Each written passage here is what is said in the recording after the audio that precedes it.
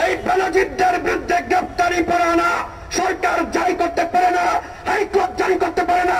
বাংলাদেশের কোন আইন আদালতের মাধ্যমে বেনজিরকে সরকার গ্রেফতার করতে পারবে না, কারণ এই বেনজিররা ইন্ডিয়ার দালাল।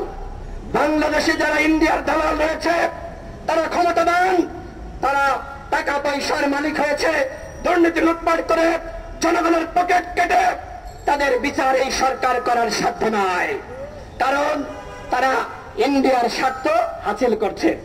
আমাদেরকে চিহ্নিত করতে হবে বাংলাদেশে কারা কারা ইন্ডিয়ার দালাল রয়েছে। এদেরকে এই সরকার বিচার করতে পারবে না। আমাদেরকে বিচারের দায়িত্ব নিতে হবে, এদেরকে গণধোলাই দিতে হবে। তাছাড়া কোনো উপায় আছে? তাছাড়া কোনো উপায় নাই, কারণ এরা আপনার হক মেরেছে। যারা আপনার হক মারে তাদের বিরুদ্ধে আমাদের অ্যাকশনে যেতে হবে। সংগ্রামী সাথী বন্ধুগণ, এখানে শ্রমিক ভাইরা রয়েছেন, আপনাদেরকে ধন্যবাদ জানাই। আপনারা একটি গুরুত্বপূর্ণ ইস্যুতে রাজপথে নেমেছেন। আপনাদেরকে আহ্বান জানাবো, সরকার যদি ধর্মীয় পরিচয়ের ঊর্ধ্বে গিয়ে এদের বিচার না করে, গ্রেপ্তার না করে, আপনারা আবারও রাজপথে নামবেন। গণ অধিকার পরিষদ আপনাদের সাথে রয়েছে।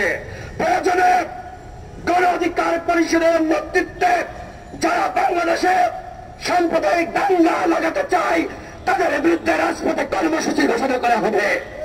আমরা বাংলাদেশে শান্তি চাই, আমরা বাংলাদেশে সাম্য চাই, আমরা বাংলাদেশে সাম্প্রদায়িক সম্প্রীতি চাই।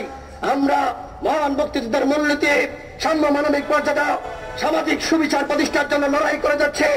যতক্ষণ না পর্যন্ত এই আওয়ামী ফ্যাসিবাদের পতন হয়, যতক্ষণ না পর্যন্ত বাংলাদেশে গণ অভ্যুত্থান সৃষ্টি হয়ে এই দাবেদার সরকারের পতন হয়, আমরা আমাদের লড়াই চালিয়ে যাব ইনশাআল্লাহ। এই লড়াইয়ে বাংলাদেশের আপামর শ্রমিক জনগোষ্ঠীকে আমাদের পাশে থাকার আহ্বান জানিয়ে আমি আমার বক্তব্য শেষ করছি। জয় হোক মেহনতি মানুষের। ধন্যবাদ। আল্লাহ হাফেজ। ধন্যবাদ।